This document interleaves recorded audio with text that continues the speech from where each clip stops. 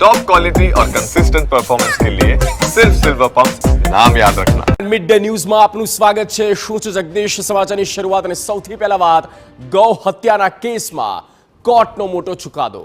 ગૌ હત્યાના 2 આરોપીઓને ફટકારી 7 વર્ષની સજા। આરોપી ઇમરાન શેખ અને મોહસિન શેખ સામે સજા ફટકારવામાં આવી। આ બંને આરોપી 1 લાખ દંડ ન ભરે તો વધુ 6 માસની સજા। 2023માં સરદારનગર પોલીસ મથકે ગુનો નોંધાયો હતો। Ahmedabad city civil and session કોર્ટે આ ચુકાદો આપ્યો છે। ગૌ હત્યા કેસમાં સજા મુદ્દે ગૃહ રાજ્યપ્રધાન હર્ષ સંઘવીનું નિવેદન। આ મહિનામાં ગૌ હત્યાના 3જા કેસનો ચુકાદો સામે આવ્યો। કાર્યવાહી માટે ગુજરાત પોલીસ કાયદા વિભાગને અભિનંદન પાઠવ્યા। ગૌ હત્યા પ્રતિબંધનો કાયદો લાવનાર દેશમાં ગુજરાત સરકાર પ્રથમ। ભૂપેન્દ્રભાઈ પટેલની સરકાર ગૌ હત્યારાઓને કડક સજા અપાવવા કટિબદ્ધ છે।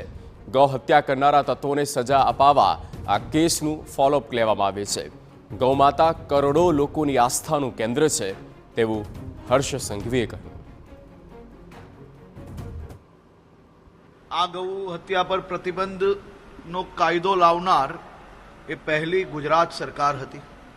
આદરણીય પ્રધાનમંત્રી શ્રી નરેન્દ્રભાઈ મોદીજીના ગુજરાતના મુખ્યમંત્રી કાલ દરમિયાનના શાસનમાં આ કડક કાયદો અમલમાં મૂકવામાં આવ્યો। એ કેસ કર્યા પછી ડે ટુ ડે ફોલોઅપ કરીને આવા ગૌ હત્યારાઓને સજા અપાવવામાં સફળતા પ્રાપ્ત કરીએ છીએ।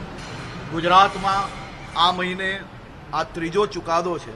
કાલે અમદાવાદ કોર્ટ દ્વારા આ ઐતિહાસિક ફેસલો આપવામાં આવ્યો છે અને 2 હત્યારાઓને 7 વર્ષની કડક સજા આપવામાં આવી છે। ગુજરાત સરકાર, પોલીસ વિભાગ અને કાયદો વિભાગ આ બધાને હું અભિનંદન આપું છું।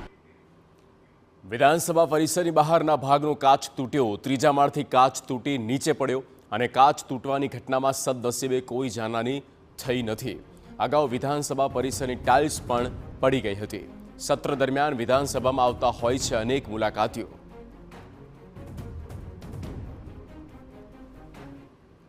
વિધાનસભા ગૃહની કાર્યવાહી ચાલી રહી છે અને આ કાર્યવાહી દરમિયાન જ અચાનક જ જે વિધાનસભાની જે ઇમારત આવેલી છે તેનો 3જા માળનો કાચ તૂટીને નીચે પડ્યો છે। ત્યારે અનેક સવાલો સુરક્ષાને લઈને ઊભા થઈ રહ્યા છે। અગાઉનું જ્યારે ગૃહ હતું, જ્યારે ગત વર્ષે મળ્યું હતું તે દરમિયાન પણ આ જ જે વિધાનસભા બાંધકામ આપ જોઈ રહ્યા છો તે જ ભાગનો એક ટાઇલ્સ છે તે બહાર નીકળીને આવી હતી। સદનસીબે તે પણ પડી ન હતી, પરંતુ હવે આજે થોડી જ વાર પહેલા જે આપ દ્રશ્યમાં જોઈ રહ્યા છો વિધાનસભાનો જે કાચ તૂટીને સીધો જ નીચે પડ્યો છે। જે ભાગ ઉપર આ કાચ પડ્યો છે ત્યાં સ્વાભાવિક રીતે જે પોલીસ કર્મચારીઓ છે, સુરક્ષા કર્મીઓ છે તે પોતાની કામગીરી કરતા હોય છે, કેમ કે સ્વાભાવિક રીતે વિધાનસભાનું સત્ર ચાલી રહ્યું છે અને મોટાભાગે મુલાકાતીઓ આવતા હોય છે, વીવીઆઈપી મુવમેન્ટ હોય છે। ત્યારે સદનસીબે કોઈ જાનહાની તો થઈ નથી, પરંતુ આ જ પ્રકારે ટાઇલ્સો છૂટી પડી જવી, કાચ તૂટવા, આ પ્રકારની ઘટનાઓ અનેક સવાલ વિધાનસભા ગૃહમાં ઊભા કરે છે। કેમેરા પર્સન નિલેશ સાથે રોનક વર્મા, TV9 ગાંધીનગર।